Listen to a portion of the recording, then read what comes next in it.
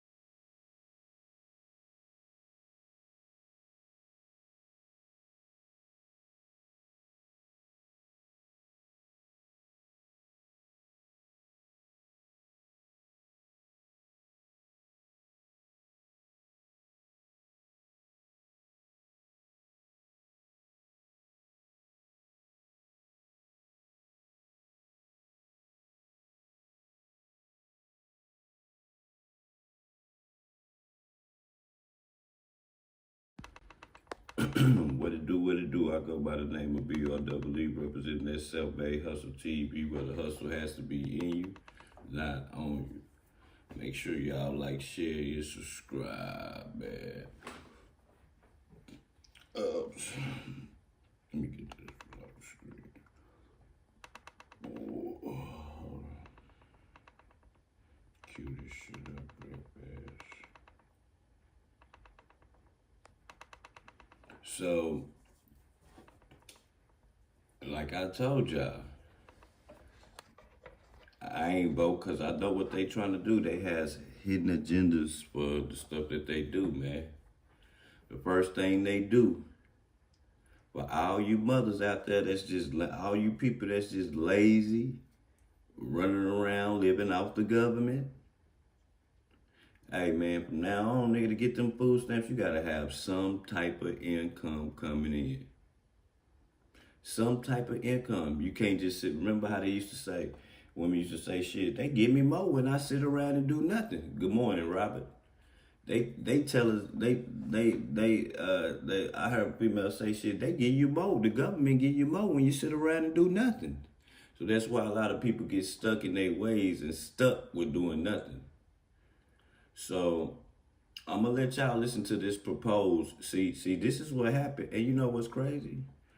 Is my boss is Elon Musk. Let that sink in. That's my boss.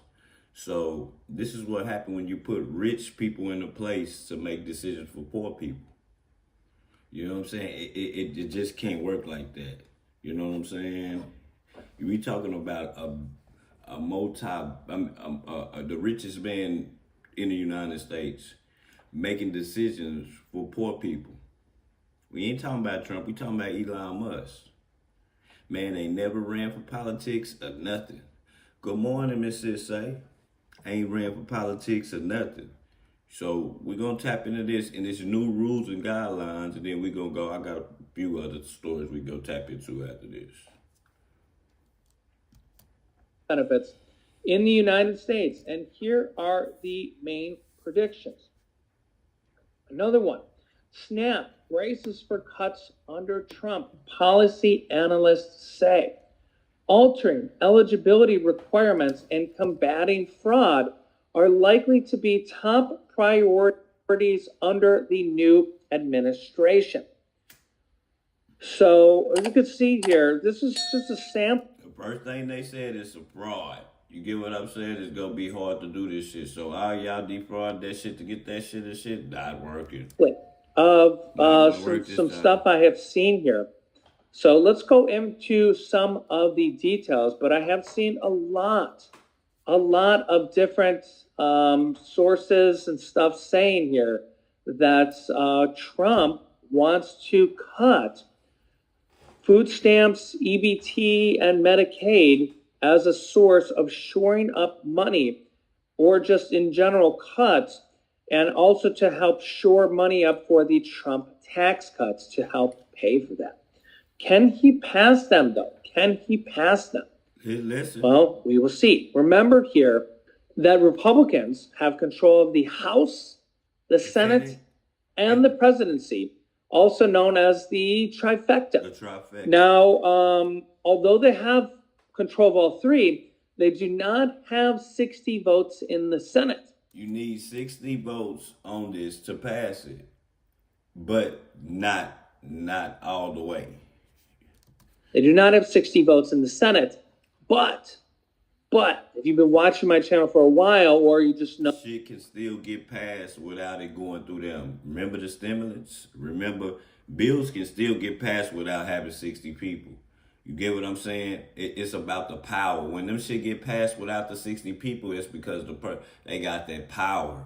They can just push it through because we got power. And that's what, man, listen. Doing away with the IRS. Nigga, this man had talks about doing away with the IRS. That shit is only benefiting rich people, fool. So y'all can just make laws, like make a tax, some shit that's been around. Now y'all quick to try to change them laws, but y'all ain't quick to change the criminal laws. That's what's crazy. Y'all quick to try to change something that's been embedded. IRS been around since it's been around. I don't even know how long, but forever. You just want to just mysteriously get away, just do away with. I never heard a president ever say that. Well, fuck it. We'll just get rid of the IRS. We'll just get rid of the IRS. Just get rid of the IRS. You know? Trump has been talking about this since the last term. And no, this general, push this through. They do have over 50 votes in the Senate, which they can pass certain things known as The average person sees around 10,000. It's called reconciliation. I can't say the word, but that's what it's called. Yeah, if you know this, the Democrats actually passed a bill with reconciliation. They actually passed one of the stimulus checks and a massive bill through reconciliation. Yeah. And the Republicans actually passed a bill with reconciliation when Trump was president back in, I think it was 2016, and his first like year or so. And that's actually when they passed the Trump tax cuts through reconciliation. So they actually can pass a major bill there and put stuff in there with the Trump tax cuts. So reconciliation with only the 50-51 votes is a very powerful thing. And both the Republicans and the Democrats have used it. So when you have the House, the Senate, and the presidency, you can pass those certain bills with just the 50-51 votes. So keep that in mind. I'll keep you up to date on it. And you can pass things, major bills like stimulus checks in there, cuts.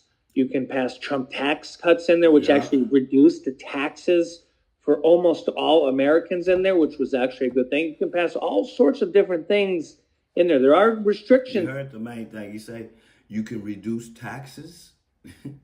You can do that shit. Meaning he can make it better what they crying about, what the millionaires crying about. He can change that shit without even passing a bill. So what y'all vote? In there, but there's a lot of different things that were put in bills with reconciliation. Now, what's one thing that the Trump administration wants to do is get rid of Obamacare and the ACA administration. As you can see here, health care programs will shrink, but serious cuts will be challenging to pass. On healthcare, Republicans have one victory that's more or less baked in. It's part of the 2021 stimulus package. Joe Biden and the Democratic Congress adopted expanded subsidies for the ACA marketplaces. If you were an individual or small business buying private insurance, the tax credits you receive you know what's crazy to me? What's crazy to me is you trying to cut back on shit to get America back on track, but you taking away from the poor people. The people who don't got nothing. How you gonna take away from somebody who don't even got nothing as it is? It's crazy, dog. Offset premiums were larger. Subsidies were no longer cut off for people making over 400% of the poverty lines. About $125,000 for a family of four. Trump is likely to eliminate a lot of these government subsidies for health care, basically removing this government spending, and will no longer be there. So that will be a hit for Americans.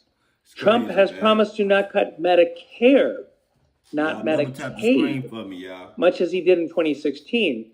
And while his budgets as presidents did envision spending reductions, they were mostly minor and came from cutting provider payments rather than limiting eligibility. He did repeatedly and explicitly propose cutting Medicaid. So if you're on Medicaid, be aware that he has repeatedly and explicitly. So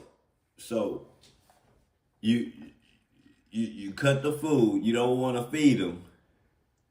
You don't want to feed the people. You don't want the people, the kids, to eat, and you also want them to die too. You want them you want them to be unalive and not healthy. This is just all I'm seeing. Like, you don't want them to be healthy. It's crazy, man. Propose cutting Medicaid benefits. The most recent Trump budget to explicitly lay out its plans for fiscal year 2020, this was the last budget we had for Medicaid, entailed at least $1.1 trillion in cuts to Medicaid and ACA over a decade. But I know why he doing that. You see how it's 1.1 trillion? Think about them PPP loans, y'all. That shit is like something like that, close to that amount of money. Y'all think about that. So they like, oh, these niggas stole this money from us. Okay. Y'all stole this money from us. Y'all stole them little 20,000. Okay. We gonna take it back from y'all this way. Per the CBO, Congressional Budget Office. So we are looking at potential big cuts to Medicaid. So be aware of that. It's the if word you're on Medicaid.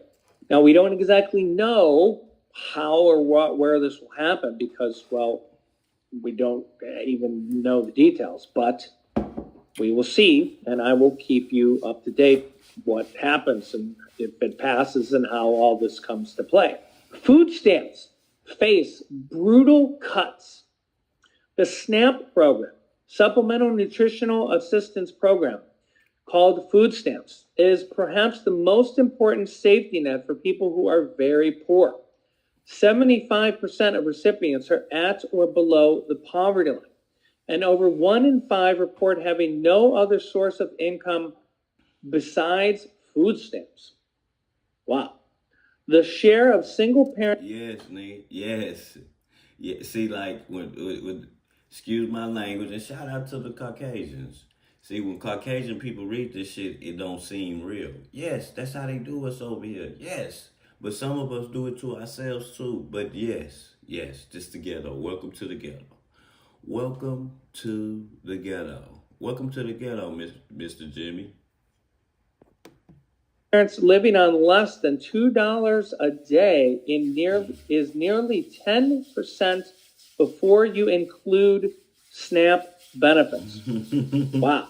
Miguel Gonzalez. Food stamps take the number below 3%, slashing it by over 2/3. Because the program grew out of the efforts to prop up crop prices by redirecting surplus crops to poor people, it is the province of the Department of Agriculture and is renewed every 5 years in a farm bill controlled by the House and Senate Agriculture Committees. The last farm bill from 2018 expired on September 30th. meaning that writing a new farm bill will be one of Congress's main priorities early next year. Glenn Thompson, the Republican chair of House Agriculture Committee, released his proposed farm bill in May. Its most striking provision would limit the ability of the Department of Agriculture to update its thrifty food plan, upon which SNAP benefits levels are based. This would amount to a $30 billion cut over a decade, and is a response to the Biden administration updating the thrifty food plan, which resulted. So you cut this. So what they looking at is they cut this shit for 10 years, and it's gonna be $30 billion back in America. Dog, do you know? I don't even know how to feel about that. Like, I don't know how to feel about that, and I don't even get food stamps. I'm thinking about the single mothers that's out here. It don't matter. It's all type of races on food stamps, not just blacks, not just SAs. It's white people too. Like, them people gonna go hungry. Sometimes that's all they have. That's all they have. Some mothers can't go to work because they too busy trying to get the kids together to go to school. Got to make sure they get home the right way. Some mothers can't go to work. Like, but I feel like this too. On the other side, you should always make a way. I mean, you should always try to go harder. You know what I'm saying? That's just in me, but that may not be in everybody. A woman with 4, 5 kids, trying to get all them dressed to school, trying to get school clothes for them, trying to provide, and this. Then, the AFDC, the little change they be getting on the side with the food stamps. That shit don't be nothing. Can't buy no school clothes with that shit. Y'all acting like y'all giving these people. Yeah, y'all might be giving them a lot of food, but nigga, you can't wear food. You can't live in food. You can't like bro, so they don't need to eat. We gonna starve them. That's exactly how I'm looking at it. And just cause a person with no work history, it's gonna be hard for them to get a job. Motherfuckers been sitting around for years. They gonna try to fill out them applications and ain't nobody gonna hire them, bro. Hire them women, bro. Like, come on, man. Like, now y'all gotta think about the shit that y'all be like just strategizing. It's just thinking for regular people. America is not regular. It's not regular. So y'all need to quit putting it embedding rules for regular people, because this shit ain't regular around here at all. In a nearly 30% hike in benefit levels. So, I mean, there it is in black and white. You can read it. Let me know your thoughts in the comments. Trump's past budgets have envisioned even much more sweeping cuts. His last one proposed a nearly 30% cut to the program. And you can see the Biden administration resulted in a nearly 30% hike to the program. Miss Sissay. Where's the most convenient place to get that? Yes, ma'am, Miss Sissay. Don't y'all realize I'm from Texas, dog? Don't y'all realize there's a lot of essays down here, and them essays like to go to work and let their lady stay at home. That's just how they like to do it, dog.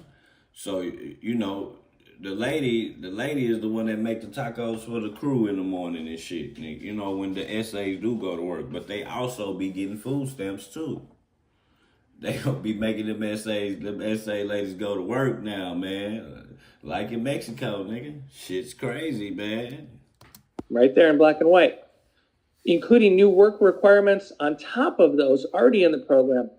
And a plan to shift a big share of the program into a harvest box, a plan in which households would not get to choose the food they buy, but instead be sent a monthly box of shelf. Now they trying to tell you what you can get. See, y'all not seeing what's going on.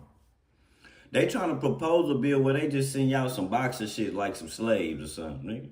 They don't let you go in there and choose the food that you want to cook for your family, or the Thanksgiving or something like that. They want to send you a box, a care box, nigga.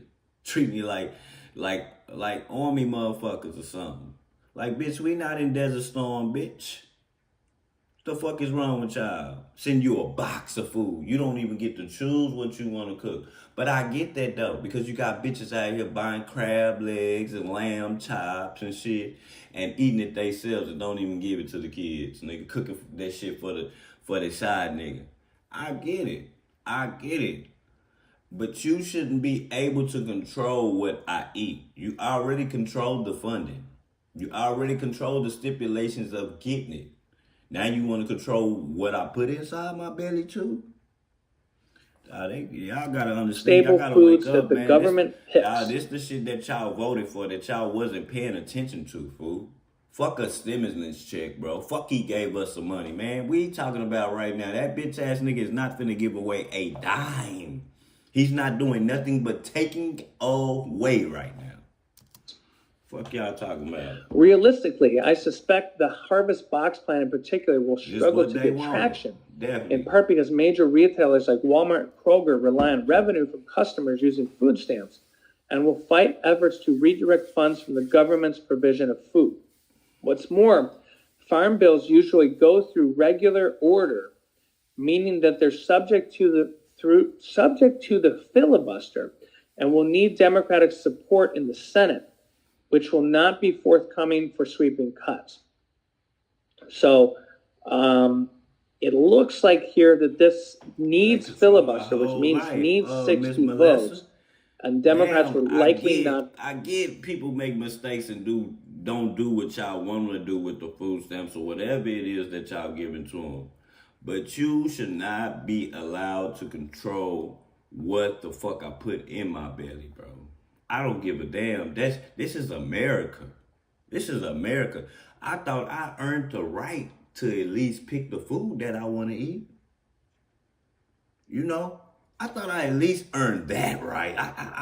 I'm just a shit under. I'm just that piece of gum under your shoe that I don't even deserve that right to go in the grocery store and pick what I want my kids to eat today. Like, come on, man. That shit trash. Vote for this, and that this, we'll see if this is what I'm reading here. So, that said, Trump has been consistent about wanting to restrict SNAP as a program, and will have AG committee chairs in both houses. Hey, but Miss Sissay, we're going to talk about that. Okay, they sell them. I mean, I get the crackheads and shit who sell them.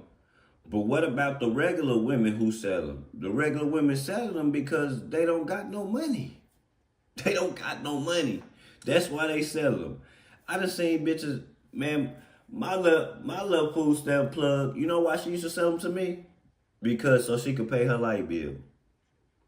She used to sell me her food stamp every month because she needed that little extra little $200 to pay the lights. You get what I'm saying? Like, come on, y'all. Like, she needed that little money to pay her extra bill. But that's just her. A lot of them taking the money and go get their hair done. A lot of them taking the money, going to the club or getting drunk and using drugs. I get it. I get it. But a lot of them people, man, selling them food stamps, nigga, to recover. Who are broadly on his side. The potential for sharp cuts is definitely present. Also, a lot of times we see where one side will hold the other side hostage and force them to vote, or else they won't pass other stuff. That's what happens over there. We will see as the Republicans are adamant about cuts For real. in some place or the other.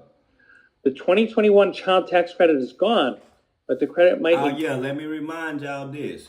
So he is okay, this may be like giving y'all a little bit of justice, because it's like, if y'all work, he feel like, okay, if they go to work and we make them work for the food stamps, then we'll go up on the child tax credit to make you feel like you getting something or something. Nigga, you ain't doing nothing but getting back what you work for. That's all you doing. I'm not getting that extra. We'll go up on the child tax credit. Nigga, I've been going to work now to get the food stamps, nigga. You gonna give me that. You get what I'm saying? This shit is ill. Prove all the same. An area where Trump is unlikely to sign sweeping cuts and might even oversee modest expansion. I know a lot, no more than they think. Is the child tax credit.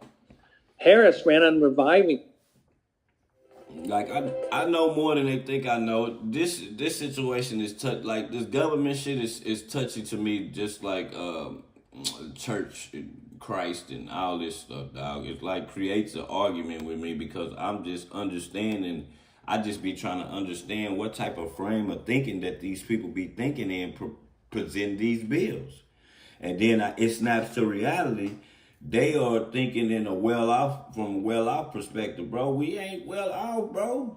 You got to get some people in here that know the struggle, bro. Until then, this shit is not gonna work. Y'all keep trying to get this money back. That nigga Trump trying to be the one to say that, man. I brought America back on track, man. Listen, man, we so far behind and in debt, man. Trump, you're not gonna do this. All you're gonna do is take the blame. When it's over with, they're gonna blame you, bro. That's it. You're not gonna get this shit back on track by taking from us. What you're gonna do is when them people start doing this shit, when you start putting these stunts, these people gonna start scamming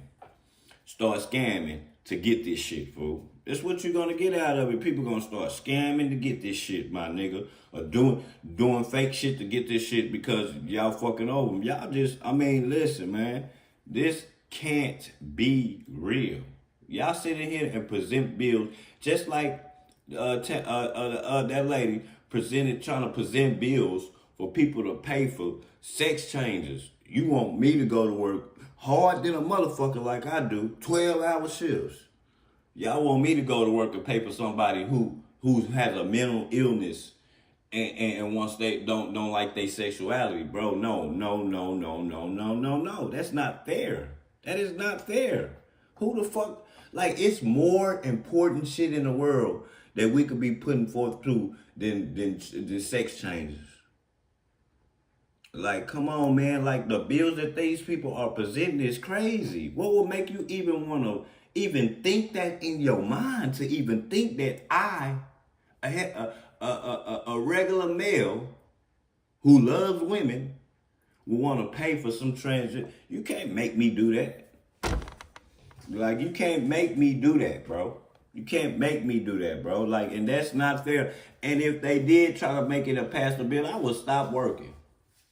I'm not finna do that, bro. That ain't fair to us, nigga. Shit. Like, come on. Expanded it from $2,000 to as much as $3,600. Oh, yeah. Let me remind y'all. Remember, the child tax credit is $2,000. Just imagine, you only getting the credit for 3 kids, I think it is. Boy, it's going to be, if you do go to work and you do get your taxes, man, you're going to have your bankroll. I can guarantee you that. You're going to have your bankroll, nigga, if you got 3 kids, nigga. Shit, that 3 kids, nigga, that's 10 G's right there. Shit, it sounds good. See, the money be, the money. But you got to get to the money first. You got to get, what I'm trying to say is you got to get through a whole year to get to the income taxes. What you gonna do till then? Starve. For it to be made fully refundable, which means you can actually get money back from the government. So poor Americans could even benefit from when they were out of work. She also proposed a baby bonus of up to $6,000 for families with newborns. Those dreams are dead for at least the next 4 years, but with the 2017 Trump tax cuts expiring next year, including doubling the child tax credit from $1,000 to $2,000, which was first done by Donald Trump, and I believe his daughter was actually the one who pushed to make that happen. Changes are likely coming to the credit all the same. While returning to 21 is impossible, it's likely that the end result will direct more money to poor Americans for at least this child tax credit than... That's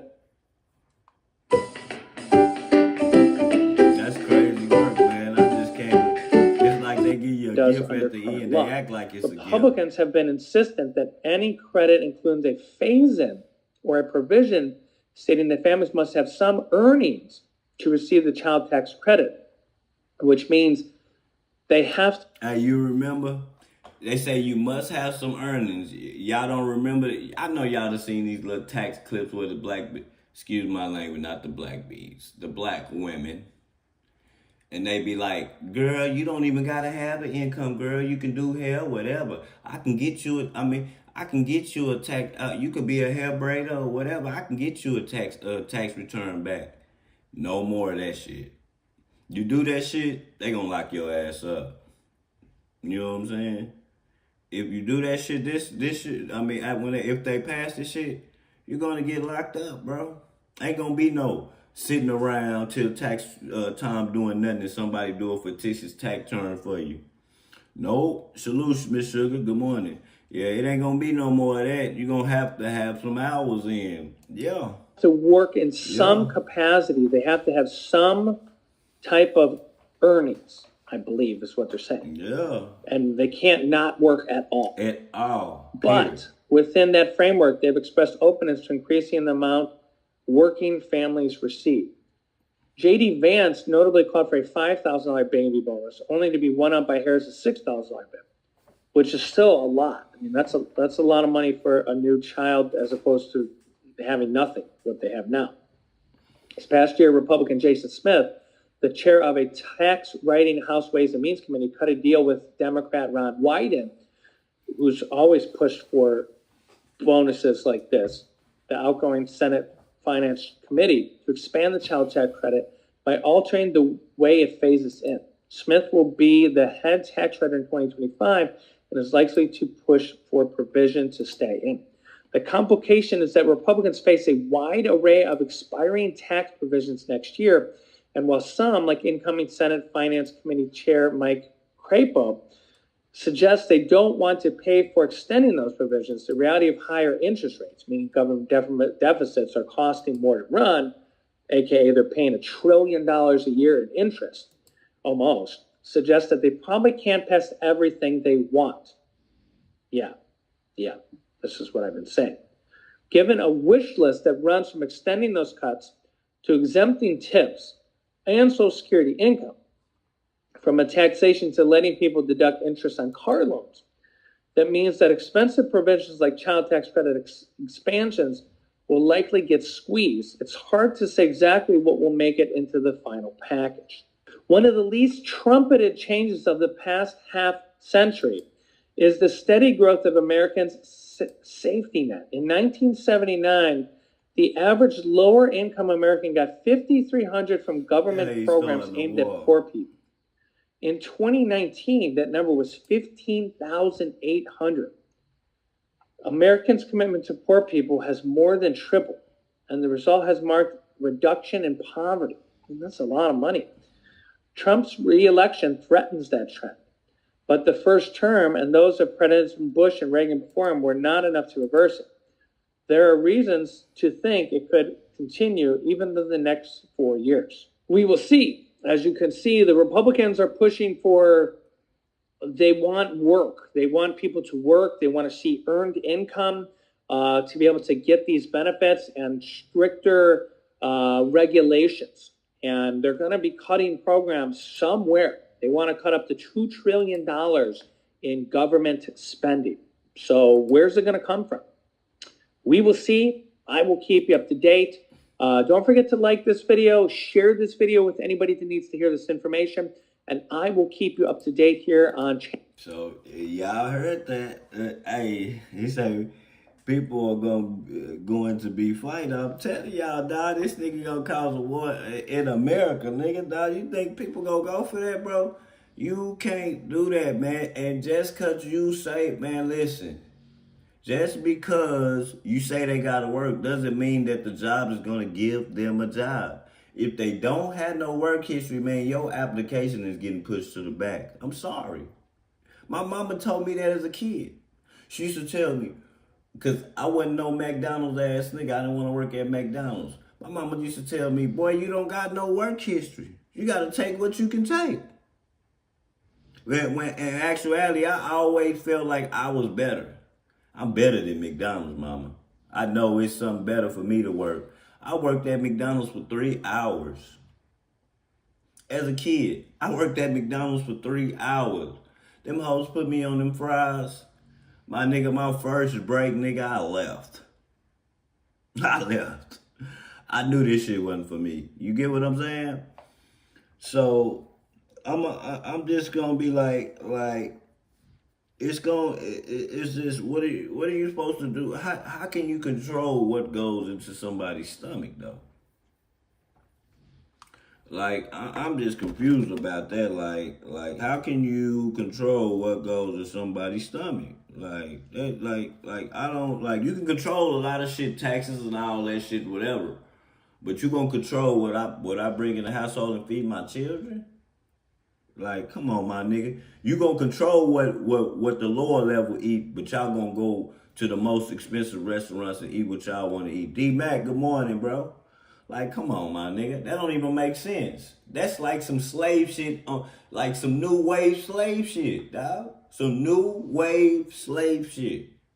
We talking about, my nigga, you controlling what I put in my belly. That's what they used to do to the slaves. Nigga, y'all not eating the steaks and shit. Nigga, y'all eating the chitlins and shit. Nigga, go eat the chitlins and the hog mouths and shit, nigga. Y'all don't get the shit that we get.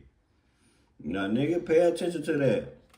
We gonna go into this up. Hey, and y'all don't think that him doing away with health, y'all don't think that it's funny? Not funny, but y'all don't think it's crazy that healthcare dude died all of a sudden and he trying to do away with Medicare? I mean, the healthcare dude died and he trying to do it, and they trying to do away with Medicare all of a sudden. Y'all don't think that shit is just a, man, that shit is crazy.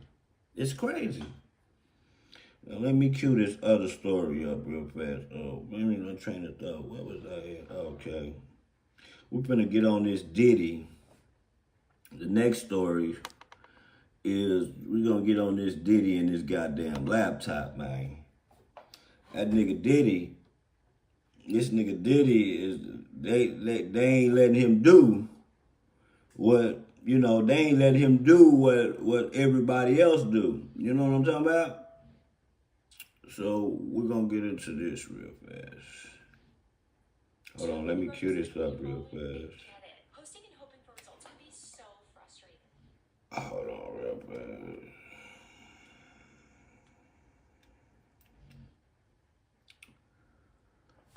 Let me get in, let me cue this shit up real fast. I appreciate y'all being here with me, man. Hit double tap the screen if y'all like the content, man. I'll go to the stroll up if you don't, man. Shout out to everybody who rocking with me this morning, man, because it is. P. Diddy's team is back at it, calling for the entire indictment against him to be thrown out. That means they... Nah, hold on. This ain't the one. This ain't the one, yeah. I think this is it. Prosecutor homeboy. Let me see.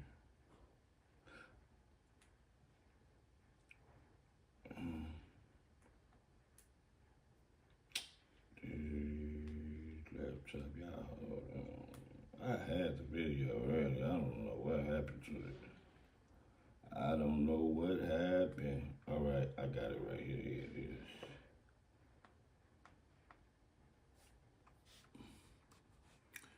Let me get it again.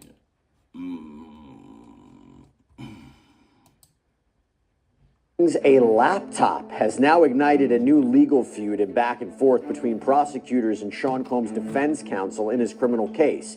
We are going to break down the competing letters to the court right now. Welcome to Sidebar, presented by Law and Crime. I'm Jesse Weber.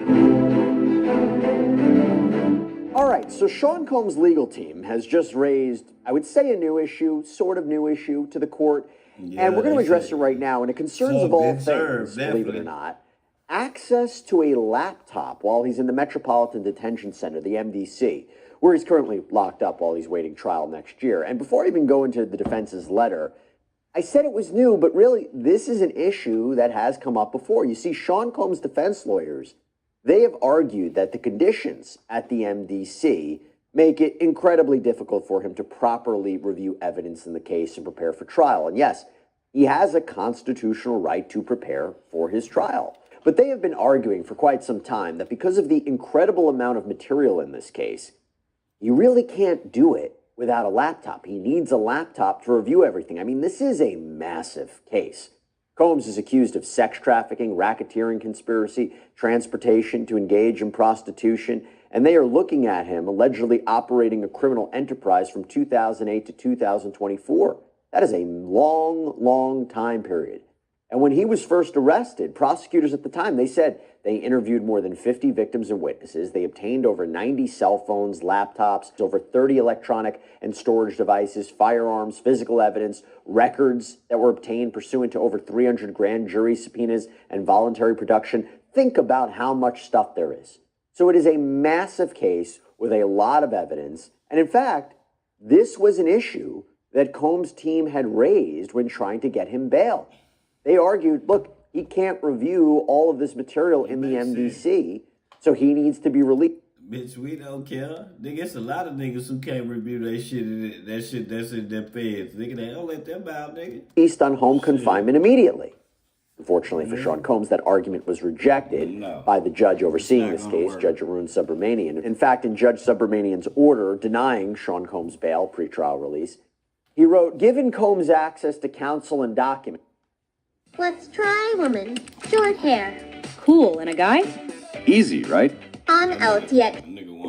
there was an issue with Combs receiving a laptop for the purposes of reviewing discovery, but the court addressed that. The firm deadline for the government's discovery, the end of the year, and the time left before trial, over 5 months, Combs has not carried his burden of demonstrating that release from detention is necessary for trial preparation purposes. And with respect to that laptop, the prosecutors in a pretrial hearing actually addressed that. Prosecutor Christine Slavic reportedly told the judge that Combs will be provided a laptop at the MDC and it will be preloaded with information that he is allowed to have and see. So with all of that in mind, now we want to get into the defense's letter that was just filed this week. And they write Judge Subramanian saying the following, quote, we write on behalf of Mr. Combs to request that the court direct the MDC to provide Mr. Combs with the laptop prepared for him by the government and allow him to use that laptop on his unit consistent with the way other inmates on his unit are permitted to use their laptops. 2 months after he was charged and detained on November 25th, 2024, the government provided the MDC with a laptop that Mr. Combs can use to review discovery, take notes related to his case, and otherwise assist in his defense. In the 9 days since then, Mr. Combs has still not been provided with the laptop despite numerous inquiries by defense counsel. And Combs' lawyers doubled down because they say this morning, and this was filed on December 4th, by the way, they say this morning the government gave them only 2 options. 1, Sean Combs will only be provided with the laptop in the unit's video conference room during select times when legal staff is available and when that room is not otherwise being used during other inmates' legal calls. Or 2, he will only be provided with the laptop in the legal visiting room between the hours of 8 and 3:30 p.m., but not both. So not both.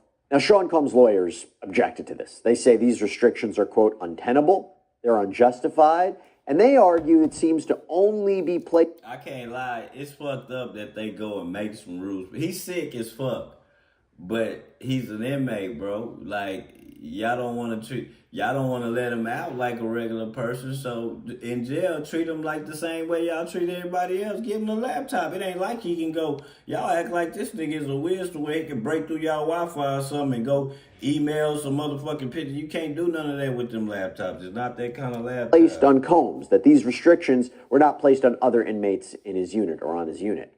And they say the problem is this limits the amount of time he has to use the laptop, because he's going to either be forced to choose between using the laptop or meeting with his attorneys. He only has limited time. And Combs' lawyers say essentially if this is about security or privacy issues with what he's viewing, the material doesn't contain any evidence designated as attorney's possession only, meaning that it should only be disclosed to attorneys in this case. The defense is arguing that this won't endanger the safety or privacy of any alleged victims or witnesses in the case, and they say there's no reason to believe Combs is going to show this stuff to other inmates. And then they write this. Moreover, given the government's efforts to surreptitiously monitor and record his handwritten... Why is TXU Energy... Damn, the goddamn commercials. Them hoes come so fucking fast. Nigga, you watch 3 minutes of the video and the motherfucking commercial come. Goddamn, sidebar. legal notes Mr. Combs' need for a laptop to take legal notes free from government surveillance is heightened.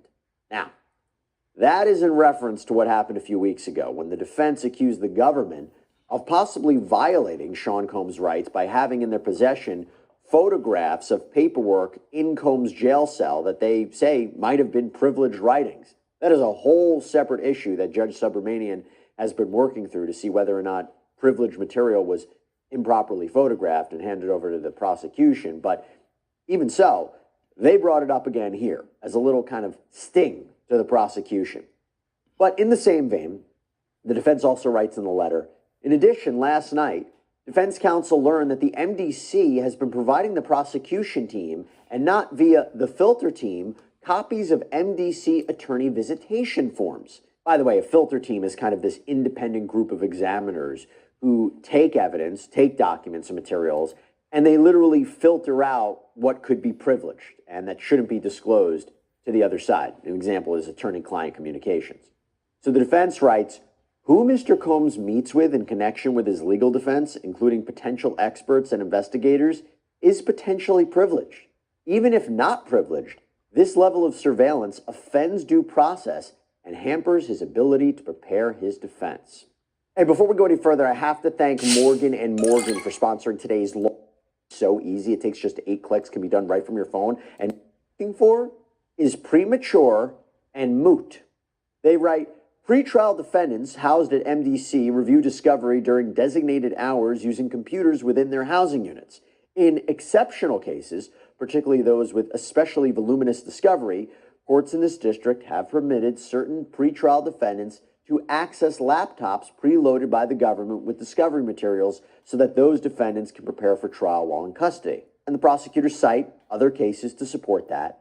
And they say, look, the MDC informed us that out of approximately 25 other inmates in the defendant's unit, in Sean Combs' unit, only 3 other inmates are actually allowed to use laptops. So in other words, Combs, he is in a unique position. He is being granted kind of an advantage here in a way. But the government cautions, look, even if he's being provided a laptop, normally a general rule of practice is that comes with limitations. That comes with restrictions, like how long an inmate can use the laptop and where they can use it, and not to copy or transfer material to other people. To support that, the prosecutors cite a case where a defendant was allowed access to discovery materials on a laptop, but Monday through Friday in the MDC visiting room for 10 to 15 hours per week. So there were limitations put there.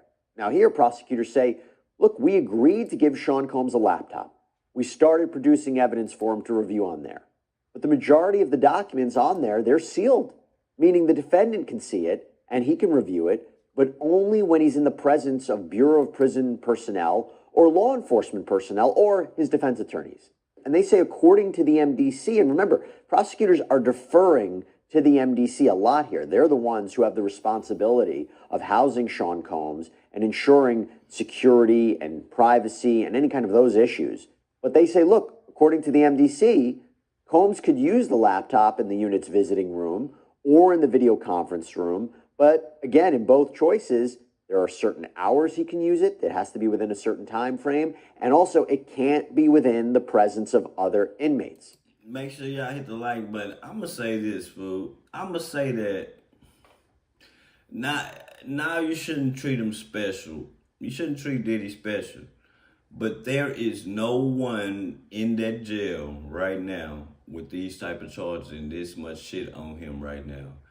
I would think just giving him a little extra time to work on it. Nigga, he got a lot on his plate right now. We talking about 200 and some people, 150 some people or some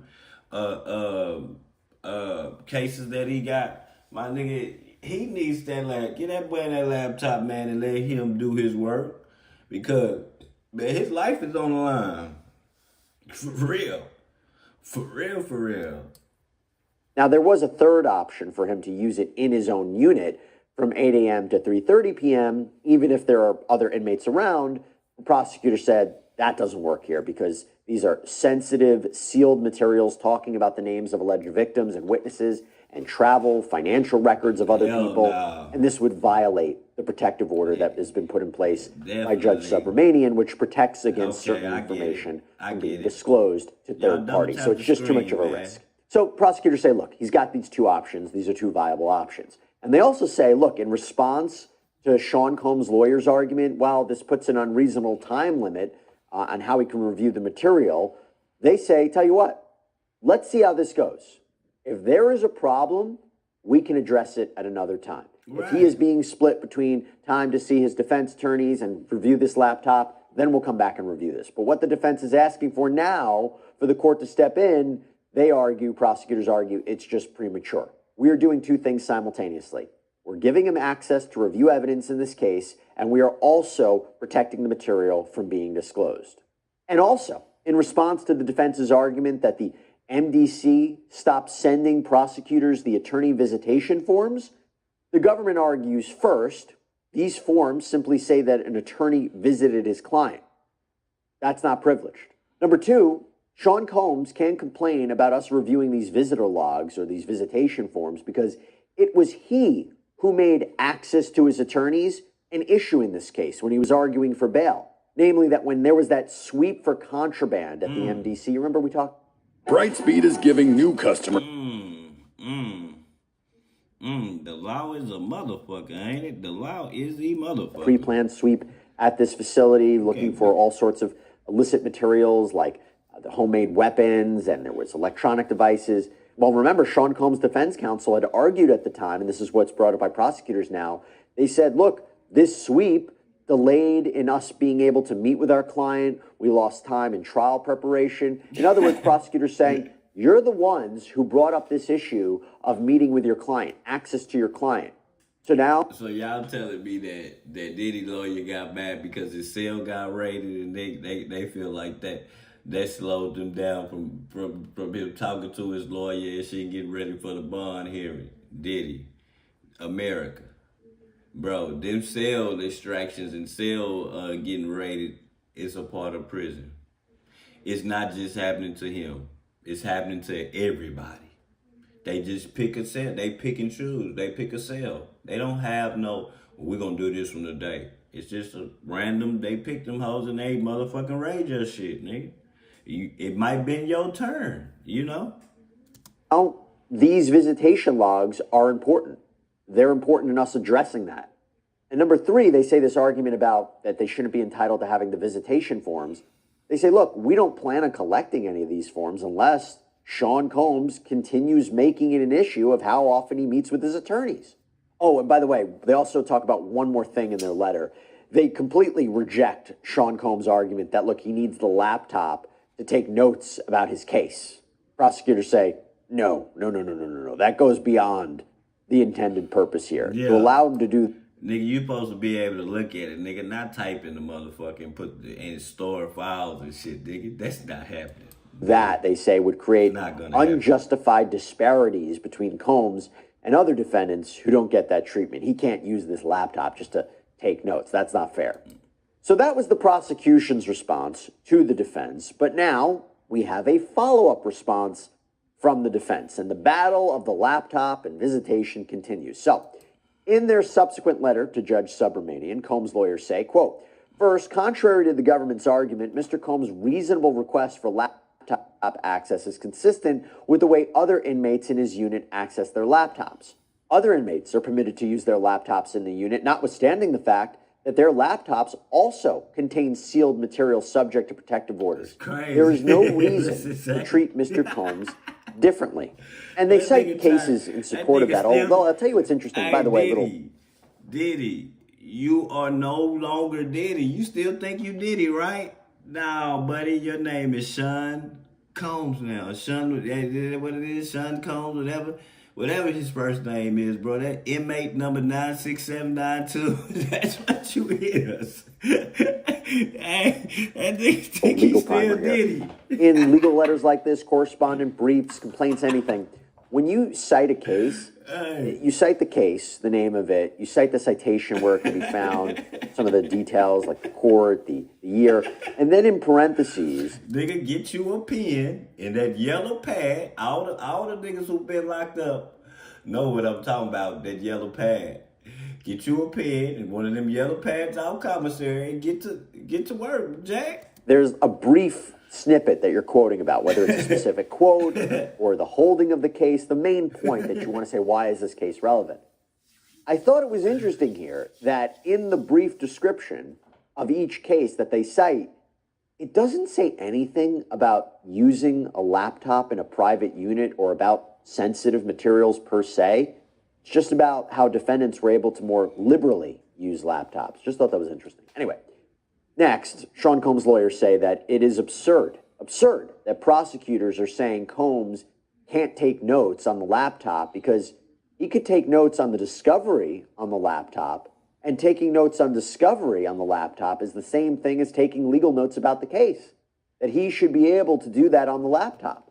And they follow up and double down, saying that he has a right, especially since his legal notes, they alleged, were improperly photographed. That's the issue that I talked about before.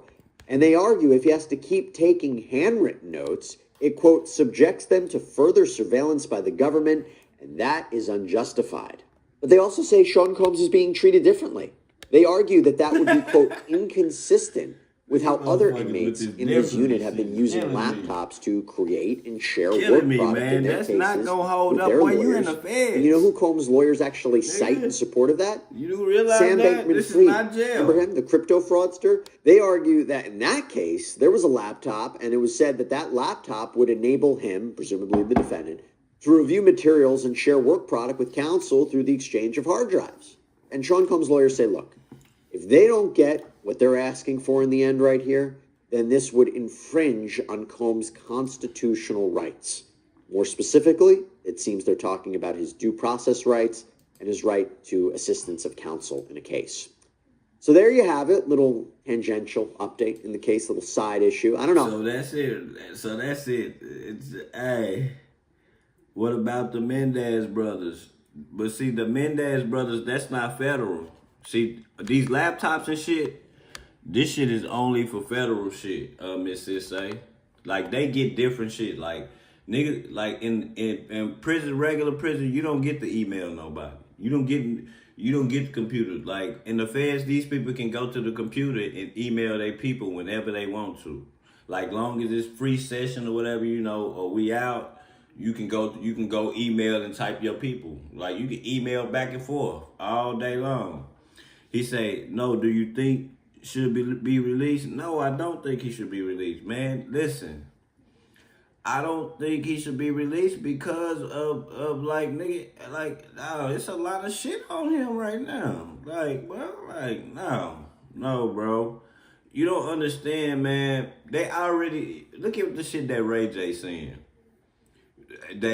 Somebody try to unalive him. Somebody break into his car. Man, listen, man, this nigga is looking real. He say they can email in the state. Oh, they can? I ain't even know that. You know, I ain't been to the pen. Probably over, what, like, probably 20 years? No, like, almost 20 years. I ain't been to that motherfucker in so long. So this what we go. So now, you know, I got one more before I get out of here. One more before I get out of here. 3 of a manhunt across. One more before I get out of here. Now, remember we were talking about the healthcare CEO, y'all. He say, no, the Mendez brothers should be released. Are they about to be getting released? Is that what you saying, Miss Sissay? Yeah, that's ill. Remember we was talking about the healthcare, dude. We gonna get into this. Like, we gonna get into this. Like, cause this is this mysteriously crazy, the same as the Cash App dude. The same as the Cash App dude. So the dude who owned Cash App just mysteriously just walking down the street drunk by himself. We talking about a multi-million-dollar person just drunk, just mysteriously drunk, walking down and saw somebody unalive him. Then the government say they coming out with a Cash App. You know what I'm saying? Then once they unalive them, they talking about that they watching the Cash Apps closely now. Do y'all think it's coincidence that the people could have unalived that dude on purpose just to take control of that shit? You know what I'm saying? So we're going to tap into this real fast. New York City and beyond, Healthcare CEO. as police try to track down the man who callously gunned down the CEO of United Healthcare outside of a very popular hotel in the heart of Midtown Manhattan. But as more information and surveillance photos get released, it is only adding to the strangeness of this case. We're going to dig into some of the most bizarre details with a retired NYPD detective. Welcome to Sidebar, presented by Law and Crime, Jesse Weber. The search for the gunman who targeted the CEO of one of the largest healthcare insurers in the United States continued in New York City today, and now the investigation is stretching to more parts of the country. By now, you likely know what happened on Wednesday morning outside of the Hilton Hotel in Midtown Manhattan. At around 6:45 a.m., United Healthcare CEO Brian Thompson was walking towards the Hilton from his hotel across the street, arriving early for an investors conference that day. He had come in for the conference from Minnesota, where the healthcare insurer is based. And then surveillance video shows a man in a dark hooded jacket and face mask step out from behind a car and open fire on Thompson, shooting him multiple times. NYPD investigators say the video appears to show the shooter clearing what appears to be a jam from the firearm, but continues to shoot before making his way, or his escape, I should say, down an alleyway.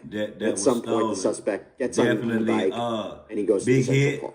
And Thompson was rushed to a hospital. By being dead, he can't talk. And as of this reporting on Friday afternoon, the shooter has not been identified publicly or taken into custody. Appreciate you coming through. Investigators are reportedly getting very close, or getting closer, I should say. So to talk about the latest developments and these strange details that are coming out of this case, I want to bring back onto the show retired NYPD detective Dave Sarney. Dave, so good to see you. Thanks so much for coming on to talk about this. So we talked on Wednesday after this happened. Has your analysis changed since then? But what you're looking at now, everything got broken down. And I always say this, it's a multifaceted investigation. You're talking about, we're still looking for him, but we're looking about what he did beforehand. And that's giving us a lot more detail. We have items that are up for DNA analysis and for ballistics, the shell casings, the water bottle. That's being analyzed. We're waiting for the results on that. What you're seeing now is eventually an identification to happen. Happy Saturday to you. The next part of that will be is, where is he? And it looks like, we see that he might have left and came from Atlanta for his bus in November. So now you're going to probably target down the southern areas of the United States. And what only that is the analysis of the video, which has taken place from point A, from the point of the shooting backwards, has made a big difference in developing more information. Because the more information you get by the video, it gets you to those locations. You can interview people. They can give you more detail as to what this shooter said prior to the shooting. And if you're lucky, we'll find out where he was after the shooting. So that's, it's going to take some time. And that's the whole thing. It's not a show that's over. Let me ask you this. So you have this coordination between the NYPD, the Marshal Service, the FBI, who has tremendous resources to use, and in particular technological resources. A, we'll get into this, how quickly could they get results back, let's say on DNA testing? And B, will we, the public, know if there is a manhunt? Shouldn't we know as soon as they identify who that DNA belongs to and match it to, let's say it's the suspect, the person of interest identified in the photos? If they can say, we match the DNA, that's the person. Should the public know? Hey, Big Kid, do you feel like if it be people in the way of the laws that the people want to get passed, and if they can't get it passed, do you think that the government will unalive them? I'm asking all y'all that. What I'm trying to say is, like, them bills that the Senate be trying to pass, and it be one person in the way that can get the shit blocked. And do y'all think that if they, to get their bill passed, that they will unalive their person and get them out the way just to get the bills passed? Immediately? When it comes to these type of cases, you want to keep some of the information close to the chest. And I think with this, you want to see if you can apprehend once the person is identified, you want to see if you can apprehend the individual as fast as possible without notifying. Once you lose sight of that chance of getting him immediately, then maybe you could to release that information about the identification. The reason being is you don't want to, in a sense, spook people who may be helping him out in this case.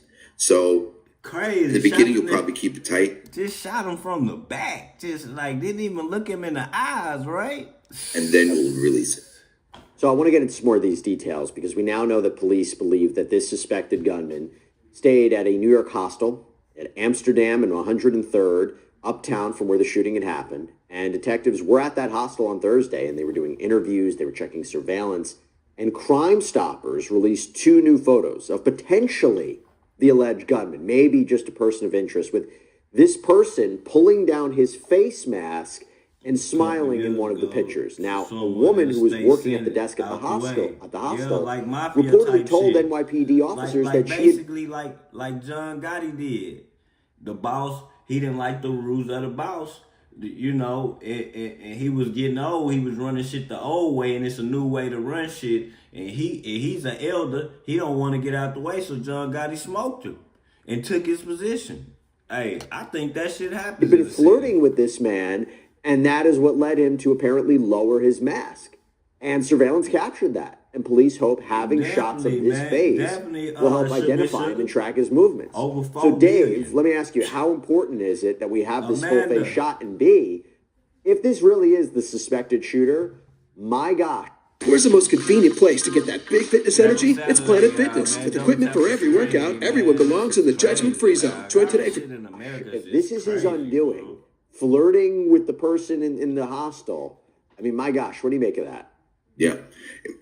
Everyone, when the original video came out, it seemed like a very professional type of shooting, almost like a professional hit. As we have, and as detectives in the NYPD and everyone else has viewed video and doing this, you're seeing he's not as a professional. The clothes he wears, the backpack he has is very specific. It's been, the bag was identified. We know what kind of bag it is, the price of that bag. So things have broken down. Yes, the truth's going to come out. Look at that's what it is. The benefit of that is police always emphasize on finding the mistakes and exploiting those mistakes. And that mistake of taking that mask down is extremely important. It helps us possibly with facial recognition. But why is he walking by himself, though? We talking about the CEO. This is not no regular person. He may not be famous, but nigga, it's people that could be mad at him about some of the decisions he made and want to unalive him. Utilizing that ability, and not only that, we have somebody who's been seen, seen that face. Now, if that is the shooter, someone else has had contact with him prior to the shooting, and that's what we're looking to do, is see if somebody will call Crime Stoppers, say, yes, I did speak to that guy, and then they'll be able to interview him and see where it goes from there. Hey, by the way, before we go any further, I have to thank Morgan & Morgan for sponsoring today's Law and Crime YouTube takeover. Here's the truth. One of the most unpredictable things in life is if you get injured. That comes out of nowhere. And Morgan & Morgan, America's largest injury law firm, the same man who did the shooting. So let me talk about that. So almost immediately after the shooting, police released some very grainy photos of the shooter aiming at Thompson outside of the hotel, as well as a photo of him turning a corner on that e-bike that I mentioned. Now, at first, at a news conference, police said that the suspect was wearing tan clothing. The shooter appears to be a light-skinned male. He's wearing a light brown or cream-colored jacket, a black face mask, black and white sneakers, and a very distinctive gray backpack. Yeah, perhaps he misspoke, because if you look at the photos from the scene, it's pretty obvious that the gunman is wearing a dark-colored jacket. And the NYPD also didn't clarify what was distinctive about that backpack, but internet sleuths have identified it as a backpack made by the company Peak Design that costs anywhere from $200 to $300. Police, they later released photos of the suspect from inside a 6th Avenue Starbucks where he stopped before going to the hotel to wait. 500 feet. I dare you to let me build you a completely free e-commerce store preloaded with 20 handpicked products. I just wanted to ask you because I got some questions after that. I got some questions after that. Oh, should I ask you, are you stay near this, where this happened at? Purchases a bottle of water. He purchases some snacks. And in these photos, when you go to New York, the suspect has his mask up over most of the lower part of his face. But this was the first time that we'd actually gotten a glimpse of what the alleged gunman looked like. Now, we are not sure if the person in the Starbucks is the same as the hostel. There are those who say, Dave, that the jackets don't match, the backpacks don't match. Hey, here they go with this shit, y'all. Here they go with these. Oh, it's not the same person in this video. Oh man, here they go. Match. What do you take away from that? Is that why we're kind of getting terms like suspect, person of interest? Shout out to Philly. It's not totally clear we have the same individual. Although some people would say, if you look at the photo of the smiling guy versus the guy in the Starbucks, crazy, dog. It could be. It looks like the same person. Yeah, that's the thing. Video surveillance and video cameras aren't always great. You have certain ones that are very fine. Some are very grainy. The shooting was a very grainy photo. It was a grainy video. So you're very limited in the coloring on that. And that's why you're doing this step-by-step timeline. And that's beneficial because you're talking about in the early morning hours in New York, between 6 and 7 o'clock. Is there going to be someone who fits that description, who comes out of the subway, goes to the Starbucks, walks over to the Hilton, waiting for that person? That minimizes the chance that this person is misidentified. But coloring, I remember the first time the description came over, the description of the perp was inaccurate, and that happens because again, people see what they see, and it's not always clear to them, especially when it's an eyewitness. That's why we get multiple eyewitnesses. We can't always depend on one part of the puzzle. That's why the detectives are going all the way through from beginning to end, and that's what we're looking, and that's what we always do. We want to make sure we get the right person. Do you find it weird that if this is the suspected shooter, that he stopped at a Starbucks? Was it to fuel up? Hey, I don't know when I'm going to have my next. I think I had to get him some juice, man. They might catch me They might catch me. Just let me get my last cup of coffee in. This nigga stopped at the store. Got to give me some coffee. Now I got to stop by the local dealer and get me some motherfucking something to smoke and get high on to go do this crime. Nigga, I just need me some coffee. Some coffee. Meal, let me eat on the go. But again, what's interesting about that is allegedly, the investigators find this water bottle and a wrapper of the candy bar in this alleyway left behind for forensic testing. Black people maybe on his. Hey, Miss Amanda, minorities, we never get away like this. And they never insinuate, like when they see us on camera, oh, well, maybe that's him. Maybe it's not, man. Look at this still. This still frame is, man, that's somebody totally did. Hey, we never get that. When they got our ass on camera, they got our ass on camera, nigga. The one assumption is he dropped it on his way to go. But I find that weird to purchase those items, knowing you're going into a store where that's how you know somebody from the other side is helping him and trying to spin the narrative so he don't get caught. He could be on the surveillance tape. Just a weird little dynamic of this. This shows the lack of professionalism by the shooter. When we're talking about this, who would do this? It's not normal to want to conduct a shooting like you do and have and eat and have a drink. Crazy. So either he's very confident in what he's doing, or he just didn't realize how sloppy that was. It adds to the investigation. That mistake is very important to this whole investigation as to what he did, because not only are shell casings left, but now you have forensic evidence that's left. So that's beneficial to the police. We look for those mistakes. Yeah, and let me clarify a little bit about the jacket in the backpack. So the jacket in the backpack that this man is wearing at what appears to be the Starbucks seems to be the same jacket and backpack at the scene of the crime. But on Thursday, when Crime Stoppers released photos of who they identified as a person of interest from inside the hostel where this person was staying, people online pointed out that the appearance is different. Because in these photos, but I'm going to ask y'all something. You don't think he was smart enough to throw the bag? You don't think it was something in the bag for him to change into? Y'all don't think, hey, that's what people do. Hey, y'all ever seen the movies with the robbers? They rob the bank in some different clothes and go around the corner, change clothes before they get in the getaway car, right? These people crazy, man. He's wearing a green jacket. It's still a darker color, but not black or dark gray like appeared in the security camera shots. And the jacket in the hospital photo also appears to have these prominent front pockets, while you can't really see anything like that on the darker jacket, the Starbucks shot. So it's possible it could be the same person, but different jackets. Could be maybe the lighting is just not accurate, and the shots, as we were talking about, are a bit grainy. And when it comes to the backpack, the scene of this crime in the Starbucks, and in the getaway shot, the backpack has this gray or lighter colored straps, but in the hospital photos, the straps are black. And we don't know exactly when these surveillance cameras caught the apparent suspect, but it's just a weird aspect, though. So you could say, okay, big deal, he's traveling, maybe he brought this, or maybe it's a trick of the light, but some people are skeptical that this is maybe not even the same person. Yeah, the you're police right might about be barking that. up the wrong tree. Dave, just to put a bow on that. But do you think it'll be bulky just with one hoodie in there? With one hoodie in there. All he did was change the hoodie. That's all he did. If you put one hoodie in a backpack, like one hoodie, just one hoodie, I ain't saying nothing else. One hoodie in that bitch, like, I don't know, man.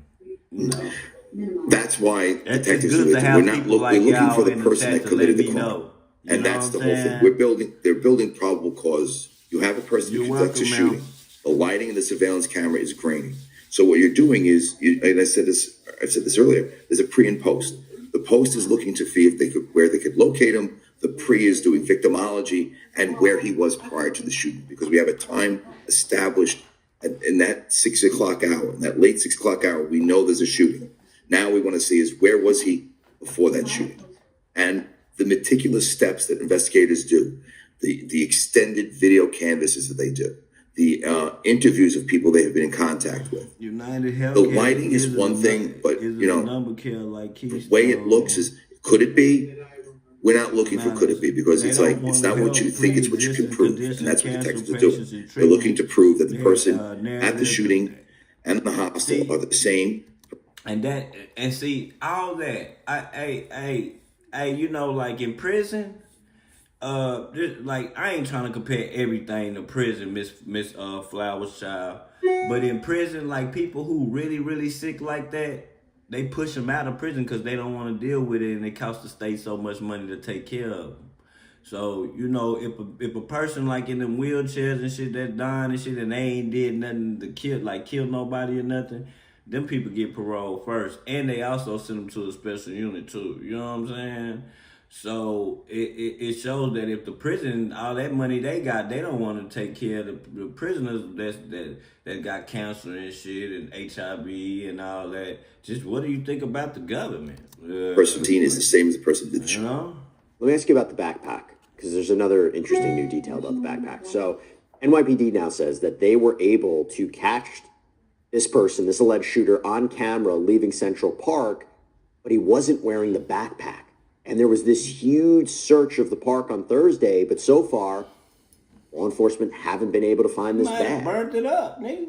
How do you solo an entire 32v32 match in warfare? Easy. Rack up 8. Shit. And in addition to figure out who the guy is, investigators are digging into where he came from.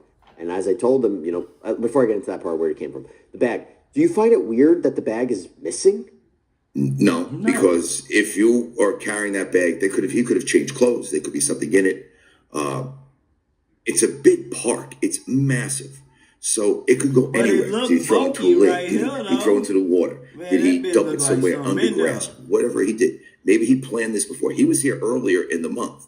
Did he already have a place he established to dump that bag? In other words, bury the bag somewhere in an area where no one's going to be able to find it. But crazy, as they continue to do this, you could continue that grid search to see if you could find the bag. That would be great. So that's another aspect to this. You mentioned this before, because in addition to figuring out who this guy is, they're also trying to figure out where he came from. And police told the New York Times that the suspect arrived in New York, as you mentioned, about 10 days before the shooting on November 24th. The official told the Times that he came on a bus that had originated in Atlanta, although it's unclear where along the route he actually boarded, but he was spotted on cameras at the Port Authority bus terminal. By the way, and as we talk about this, see why it's so rare to have a shooting, like an assassination like this in a metropolitan city like Manhattan, I don't New York care City. what they say. My goodness, cameras are everywhere. Now, according to what police told the New York Times, The man checks into this hostel on November 24th. He checks out on the 29th, and he checks back in the next day. The shooting happened early in the morning on December 4th. Now, law enforcement officials also told CBS News that the man had checked into the hostel using a fake ID with a fake name. The official said police don't think he was using someone else's ID. They think it's just... Yeah, it's just he's using the one that the government gave him to use. Let's talk about it. He's just using the credentials that the government gave him to use. A made-up name. And a source told CNN that it was a New Jersey license. Dave, what do you take away from that? IDs could be fake. You could fake an ID. So if he has a fake ID, this was planned. So that's the one thing you could see the planning to getting here early. Checking in with a fake ID. There's a lot of planning into it. But if you're here for an extended period of time and you have money, how much cash could you live off of in New York City within that extended time frame? Apparently he paid the Starbucks with cash. Cash runs out. Was there cash in the bag? We don't really know. We know he's okay, that's the thing. Everybody in America knows that we use cards. Nigga, I guarantee you, 90%, I guarantee you 95% of the people who go through the Starbucks line, period, use a card. He knew not to use that card because it could track him. See, they told him that, man, don't nobody walk around with no cash in their pockets these days, man. Like, come on, man. Like. We fled New York. That's one thing we do. But eventually something is going to happen where a credit card has to be used. You can't have enough cash unless, let's say, there's someone assisting, similar to someone the kids who's in with Chicago, him on this, who's helping him. Miss Amanda. Given the fact that there was a phone call that was a phone call made by the shooter prior to the shooting. So is there someone else involved? Because if you have cash, you're going to run out of cash. And you have to use your credit card. And somewhere along the line, it's hard to stay off the grid. How did he stay off the grid? He had cash, but now he's gone. Where is he, and who could he be with? Who could be with at this time? That's what I want to get into now. So there's a bunch of other aspects to this. Do you think he had help? Proficient shooter, planned ideas. It's hard to continue that without some sort of assistance or some sort of help in a sense. Because usually people, when they involve themselves in types of shootings, and the showcasing. People say after he did the shit, he didn't even have to go 500 feet, nigga. There with deny to fund on that, creating an ideology or creating an anger. Someone sometimes has to support that. Someone doesn't really always go off by themselves. Okay, the lone gunman. Something had to get him to the point where saying, "Today's the day. I'm going to do this." He planned this. Oh, this has been planned a long time. He comes here. He sits in front of he's in front of around the hotel area. Waits for the victim to show. If I may, let me just jump in. The reason I ask you that, more than just helping with the ideology of this, he knows exactly where Thompson is going to be at precisely that time. Boom. How was that? Either this nigga worked for this nigga. Either this nigga worked for this nigga and he was paid, bro. Like, how do you know where a government official gonna be at, bro? How do you know how do you know that somebody dropped the low? Hey, in the streets when they find these rappers and shit, how they find them? Somebody dropped the location. What makes it different than this? Now, unless he knew he was going to be a speaker at the investors conference, how did he know that he was going to show up early at that time? And it makes me wonder, could he have found this information out on his own? Or did he have inside information? And again, we're speculating, we don't know, but it's a question, I think it's a fair question to ask. We always have to speculate because, we have to see because that's the thing. That day, if he's here this long, the victim is here a day. He doesn't do anything until this moment. And I've always asked this question I always ask, why now? Why is this moment the time he does it? Because he knew the scheduling. The conference at 8 o'clock in the morning. He's there at 6. Exactly. He knows how he knows he's going to be there alone, no one else. That's something either he was being told, or he's following him in there and waited for that day to get him by himself. So that's what you have to look at. Dog, it's America, bro. Like, this shit is like getting sticky, y'all. Like, and I want you to keep that in mind because investigators have recovered a cell phone that might have belonged to the suspect. And reporting from CBS says they have footage of this person, the suspect, talking on the cell phone at 6:30 a.m. So what is that, 15 minutes before the shooting? Now, could he be just having a regular conversation? Or could he be speaking with somebody about Thompson? Yeah, that's the $1 million question as far as that conversation on the phone. And that phone is pertinent to find out who was called, what the numbers were called. And detectives are doing, or, that phone is getting opened up. They're going to do their forensics on that phone. But that's a question you have to look at. This is not, is this a solo gunman that talks to someone on the phone? Is that a girlfriend? Is it a family member? Is it a loved one? Or is it someone on the other line who is telling him this is what's going on? Yeah, and that's the question you have to answer. And going back, the surveillance video shows the suspect walking out of the Midtown subway station at around 6:15 a.m. on that Wednesday. But Sugar, this the thing, he was drunk.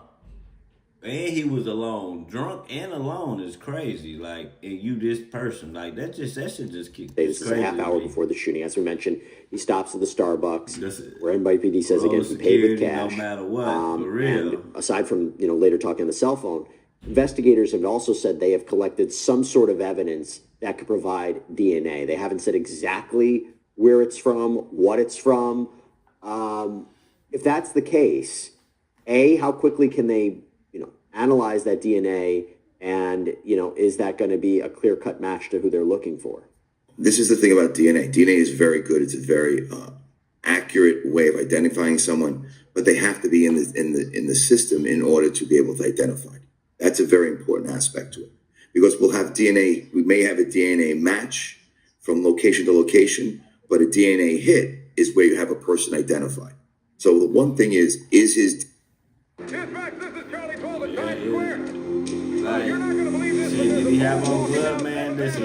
DNA available and accessible to the government smarter than that. Law enforcement have a sample of his DNA prior. There are ways of also analyzing it. There's familial DNA and nuclear DNA the science has gotten better. But we have to make sure when we get that DNA, we have something. Yeah. Because, we have a definitive person, but we may not have an absolute hit. In other words, we have the DNA and it belongs to Mr. X or Mr. Y or Mrs. X or Mrs. Y. There's also this other bizarre twist in the case because police in Minnesota, they were called out to two homes that were owned by the Thompson family the same day as the shooting, and they were called out for a bomb threat. Now, police say that the family was unfortunately a victim of swatting. According to the Minnesota Star Tribune, the police had got a report of a bomb targeting the two houses at around 7 p.m. on Wednesday. Brian Thompson had owned one of the homes. His wife, Paulette Thompson, had owned the other. Wow. They were only about a half mile apart from each other in Maple Grove, Minnesota. This is outside of Minneapolis. And according to a statement from police, no devices or suspicious items were located during the investigation. The case is considered an active investigation, while the incident appears to be a hoax. That's a really unfortunate situation. I will tell you that the Wall Street Journal has reported that Thompson and his wife had been living apart from each other for years. They share two sons, one who's still in high school, the other who'd recently graduated. And the New York Post reported that after that bomb threat, there is now a security guard posted outside of Paulette's home. Paulette had told CBS News on the day of the shooting that her husband had gotten some threats recently that she believed may have been connected to his business insurance coverage, but she didn't have any further details about that. Dave, in light of what's happening, would you as an investigator want to interview the wife? What would you want to ask her? What would you want to ask Paulette? Well, we'd have to ask her something. These are the questions: is what was the threat? How was the threat said or stated to your husband? And we're hoping anytime someone has some information, they're going to be forthcoming with that information. Husband, wife, they're separated. I don't know the situation between them personally, but the reality is detectives we can't be concerned about all the noise out there. We're trying to investigate this case and get to its rightful conclusion, which is the apprehension What kind of threats? How do you know there were threats? Where were these threats documented? Was it a phone call? Was it an email? What was done? If these are the threats you're saying that are mentioned. And the question then goes is, if there were threats, did your husband think these threats were viable? And apparently it doesn't seem to be, because he didn't have security with him at that time. Can I ask you about that? So CNN reported that United Health Group, which is the parent company, they are supported by in-house security teams, but there was no team with Brian Thompson that day. I don't quite get that. Well, that would be, we're talking about in-house, meaning that would have to be, do they travel with their upper management? That's a question, because that's also an added expenditure that they do. If these security guards that they have in Minnesota, are they licensed to carry in New York State? That's another aspect. Okay. Those things are tertiary in the sense that he still didn't either have them, did he request them and he was denied, or he just didn't have, he outright denied it because I don't need it. And that's something that you have to look at too. Is not it has something to do with when you see security, it's like, oh, why weren't they there? Mayor said, I don't need them. And there are threats against you. He's the CEO. If he doesn't want to have security with him, he doesn't have to. Well, look, let me tell you, everybody, this. If you're following the case, you want to help, the NYPD is offering right now a $10,000 reward in the case, asking for the public to call Crime Stoppers, their hotline at 1-800-577-TIPS. That is 8477. That's it, though. That's it for that, though. Yeah, man, that's crazy, y'all. That's crazy. Man, y'all can say what you want to say about this. This is definitely weird to me, because I don't, like, what would make you, like, if you're drunk, maybe he wanted some Jack in the Box or something, I guess. Maybe you know how you get drunk and you want to go get you a Jack in the Box snack box or something. He just wants to, maybe I don't have to call security to go to Jack in the Box. Nah, man, this shit here is more deeper than this, man. Like, ain't nobody falling for that. That man shot that man in the back. He knew exactly where he was gonna be. Nigga, somebody, like, I don't know, man. I don't know what to say. Yeah, man, he wanted to go get him some Jack in the Box. You know, when you get a little fucked up, Mr. Amanda, you might want to go get you some Jack in the Box or something, you know. He just said, oh, I ain't got to call security.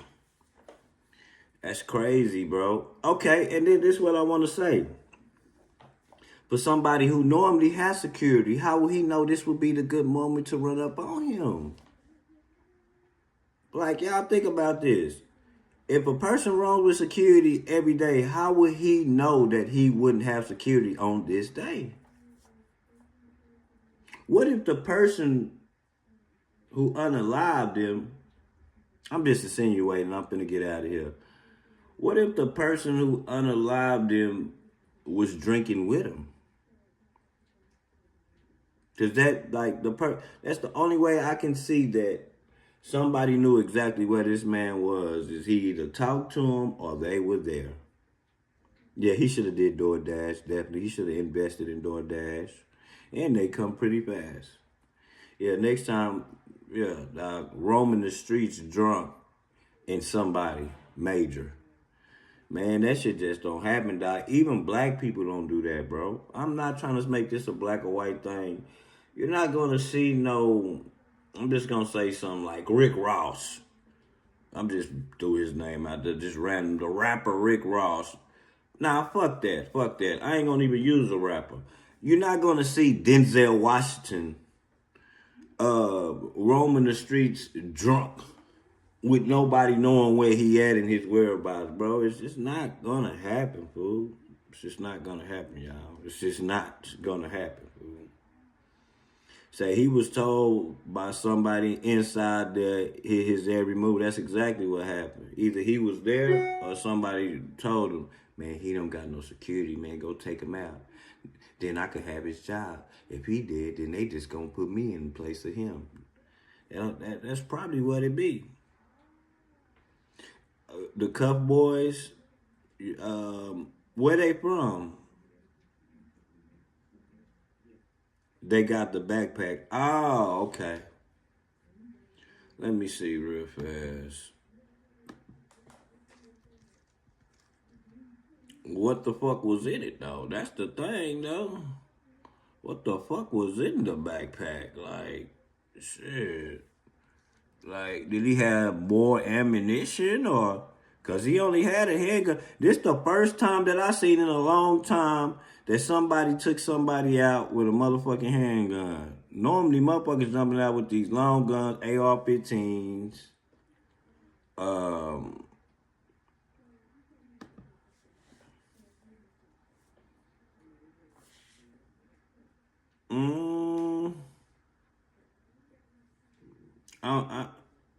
Am I spelling it right? How you spell it, Miss Sissay?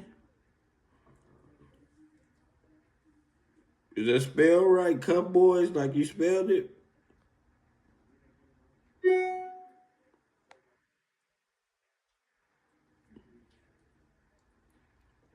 Can't be it.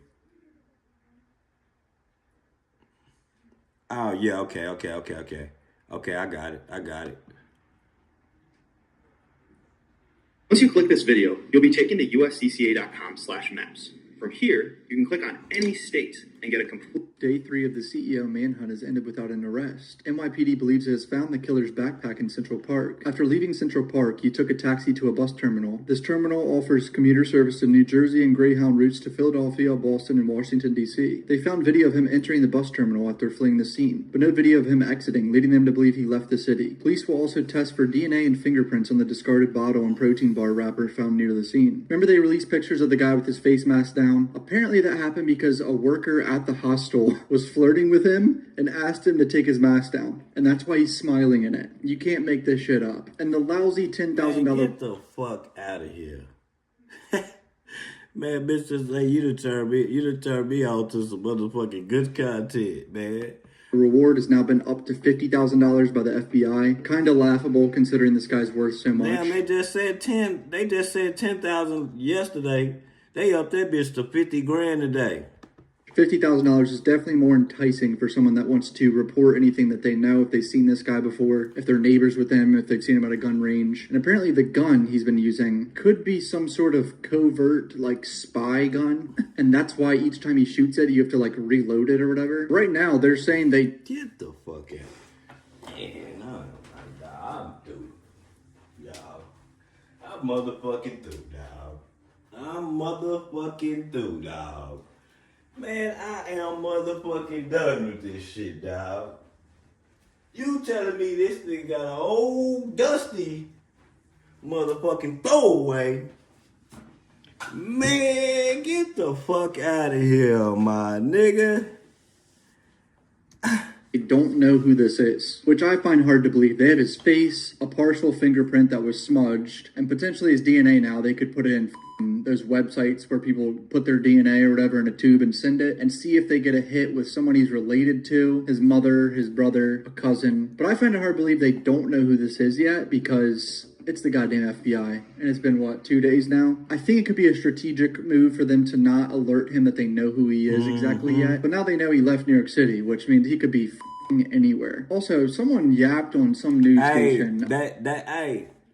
That's why I take what I back. Hey, Loco Tina, this is why I take back what I say, because you know they screen print guns now. Like, they make guns out of paper. They make guns out of paper. Screen print ghost guns are made out of paper, out of screen printer, off a screen printer. So that's probably why it looks like that. And that just, man, watch, if they catch this weapon, I bet you it's a ghost gun. I don't know who it was, but he said that he thinks he could have hired his own killer. I haven't looked into that theory yet. There's so many theories with this case, but someone comment down below why you'd want to hire your own killer. That's clearly the book bag they found, right? Like, that's 100% a book bag just in the bushes somewhere in Central Park. I wonder what was in that book bag. Since he left a message behind on the bullet casings, I would imagine there's more messages inside that book bag. There's probably a whole damn manifesto in there, and they haven't released it to the public yet. They also think it could be a veterinary gun he used. Thank you, Miss Sugar. B&T V9, or B&T VP9. That's what it's called, yeah. You can look up pictures of it. I'm not showing it in my video because YouTube will fucking kill the video. All right, here's the press conference from today. or a little bit of an interview at least. We have reason to believe that the suspect or a person of interest may have left New York City. And so we want to get the photo out to a national audience. And we want all your viewers to take a good look at the photo. And if you recognize the person in the photo, call 1-800-577-TIPS. Our investigators, our detectives chase down every lead that we get, but we need your audience to help us out. Half of you aren't subscribed. Please hit subscribe. Thank you guys. And let us know if they recognize the person. I'll also say, if you see the person on the street, don't call that number. Call 911 because the person could be armed and dangerous. Well, just from looking at the video canvas that we've been doing, is we were able to track him all the way from the incident location itself, and eventually we have him entering the Port Authority bus terminal at 178th Street and Broadway. As we know, that's an interstate bus terminal, so it's our belief we saw him go in, we didn't see him come out, so it's our thought that he got on one of those buses, and we're running that down now. Yeah, we believe he was here for about 10 days, but we have that bus leaving the same morning, him going up to the Port Authority terminal the same morning of the incident, approximately an hour afterwards. A lot of people commented on my last video saying they don't think this is the same guy from the shooting. I think it is. I don't know. I feel like they'd be really dumb to release these pictures of this guy. Basically. Thank you. That's how that kills all that. If it's not him, don't you realize that they could sue the shit out the city? Just for them putting that picture out? Nigga, they know who the fuck they looking for. Ruin this guy's life. He would have already came out and been like, yo, that's me, and I'm not the fucking shooter. It's been like, what, 48 hours since they released these pictures? Probably actually like 36 hours. It's all random planted evidence. I hope all three items are of different DNA. Literally random trash. There's also a lot of people saying he intentionally had doppelgangers. Like, he got on a bike or he left in a car out of Central Park and the bike guy wasn't him. There's been a doppelganger. It's a big whole plan with multiple people. Wouldn't surprise me, but that would take so much coordination. One mystery I hope remains unsolved. Is anyone else worried that he might be hot? Is crazy. We have items that are up for DNA analysis and for ballistics. Shell casings, for turning me on water to this, bottle. Miss. That's being analyzed. We're waiting for results on that. He's a cool little white What dude, you're seeing you know now is eventually an identification to happen. The next part of that will be is and a nigga where got is like he? 2 million. And it looks like 2 million we see subs. that he might have left and came from Atlanta for his bus in November. So now you're going to probably target down the southern areas of the United States. Allegedly, the investigators find this water bottle and a wrapper of the candy bar. The DNA's that was big. in the if area. they can get that DNA back to someone, some people think it's because planted. the They got this mugshot man's DNA, doesn't partial look like fingerprint him. that's smudged. A book bag he had on, his face, sooner or later, they're going to figure out who the fuck he is, Well, right? they gotta get him. Alleyway, left behind for forensic testing, maybe on his, the one assumption is he dropped it on his way to go. But I find that weird to purchase those items, knowing you're going into a store where you could be seen, where you could be on the surveillance tape. Just a weird little dynamic of this. That this shows the lack of professionalism by the shooter when we're talking about this. Lack of professionalism is true. That's why I think it could be planted, if I were to believe that conspiracy, because he seems calculated killing this guy, calm, knew how to use that gun, knew where the guy was going to be at. It was all calculated, right? But then he leaves a book bag behind, knowing they're going to track him to Central Park. That's He what leaves I'm a water saying. bottle Why in would an you leave alley. it? Like, it's all too dumb. Yeah, it almost seems like that's what makes it seem rigged. I'll leave the book bag.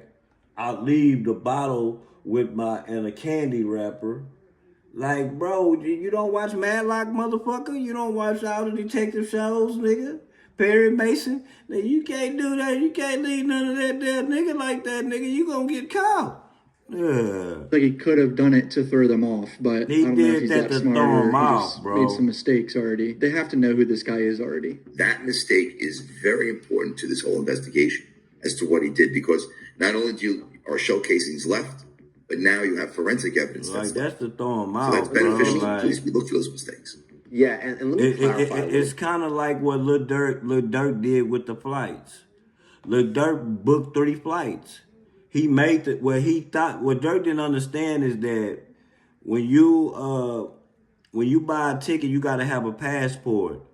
and they can void your passport for you getting out the country. If the feds put a red flag on your passport, it don't matter where you go and try to get on the plane, your shit, boy, once they scan it, it's going to say stop him right there. So what Dirk thought he was going to do was book 3 flights, and they was going to think he was going this way, and he was going to go this way. And it didn't work because you couldn't get on the plane, period, nigga. Period. But about the jacket and the backpack. So the jacket and the backpack that this man is wearing at what appears to be the Starbucks seems to be the same jacket and backpack at the scene of the crime. But on Thursday, when Crime Stoppers released photos of who they identified as a person of interest from inside the hostel where this person was staying, people online pointed out that the appearance is different. Because in these photos, we already knew this. But then also, if it wasn't you, wouldn't you come out and say, nigga, that ain't me, nigga, I'm finna walk to the police station. Nigga, this ain't me. This is not me. I'm gonna meet y'all. Y'all ain't gonna have to raid my shit. I'm gonna raid y'all shit. Nigga, I'm going to y'all. You get what I'm saying? This ain't me. You know what I'm saying? I'm gonna prove what I gotta do to show it ain't me. You know what I'm saying? Motherfucker ain't saying it ain't him. Man, they gonna get his ass. I'm telling you, you don't get away with shit like this, bro. Them bears on your ass, if they can get us, meaning minorities, shit, they can get you too, nigga. You ain't that slick, nigga. That's been my... Oh, yeah, I want to tell you about the YSL. Okay, the Young Thug. They were saying that Young Thug could have got the same thing if he would have just waited 3 more months. Young Thug has some health issues that's going on with him where he got to eat out of bag. Like, he has to eat processed food or something is going on with his... So he had to get the fuck up out of there. He wanted to get up out of there before he died. All he had to do was wait 3 months. Y'all got to understand that all this shit is stimulating from that lady Fanny, that the government is trying to take down too. You get what I'm saying? They are saying like her word is not credible. If this was a fair case, they would be in jail. It's not a federal RICO, it's a state RICO. In Atlanta, they have gang RICOs that are state. So, if Young Thug would have waited like motherfucking me 3 more months, he'd have been scot-free. He said he couldn't wait. He said he couldn't wait. And it was like, y'all got to understand, Young Thug been on trial for damn near a year. This was the longest RICO trial I ever seen in my life. Just imagine going back and forth to court for a whole year and you're in jail. He was probably in there for 2.5 years, you know, for them to tell you that you're not guilty. That's Fanny Billis, whatever her name is, that lady that was slam dunking all them. And you know what's crazy about that lady, Fanny Thomas? Okay, YF and Lucci and Young Thug share a homeboy that's a gang member. His name is damn, what's his name? I ain't gonna say his name. He dead though. They share a gang member. They share a friend that was a gang member and a drug dealer from California. Guess whose boyfriend that they used to be? The big time top tier gang member. Fanny Bill, that was her boyfriend. So Thug and Lucci them, she been knew them. She done probably been in parties with them, Miss Fanny has. She done might even rode in the car with them. Because the gang member, the top tier gang member was her boyfriend. See, it's crazy. To me, it's so crazy for her to be friends with these people, then try to slam dunk them. What I mean slam dunk them is give them time in prison.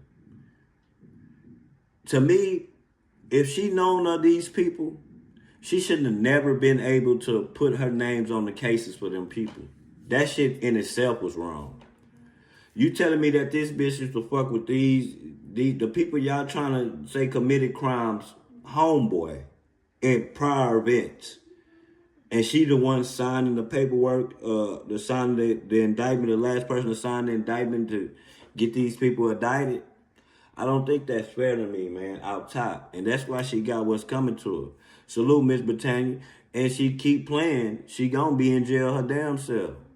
You see, they exploiting her sex life all in court, showing that she was having sex with one of Trump's people. She was having sex with one of Trump's people because she thought she was going to be a part of the Trump committee. But what she don't understand, Trump barely liked black people. And then I'm not making this a black or white thing. He barely liked black people, bro. And if he do put a black person in, it's going to be a man. You get what I'm saying? She really thought that her getting these federal cases and her doing this was going to get her in there. And it's not. It got her in more trouble. More trouble. More trouble. There's no way she should have been able to put her name on none of them people's indictments when she had. It's just like a lawyer can't represent two people on the case. So how the fuck can this bitch be sitting in the house with these drug dealers and gang members and she decides to change her life and slam dunk them? That shouldn't even be in court. But salute to y'all, man. It's been my time, man. We had a good time today, man. You know, I appreciate y'all coming through, man. This page ain't shit without y'all, man. I want y'all to know that, man. I've been in here. I'm going to come back later with some content, a little bit, maybe something else later or something. Or I just might come back freestyle and just talk to y'all, you know. You know how I do when I get bored. It's Saturday. Y'all have y'all an excellent Saturday. Hope whatever y'all got planned and y'all do it to the best, you know, whatever it is. And bring a backpack.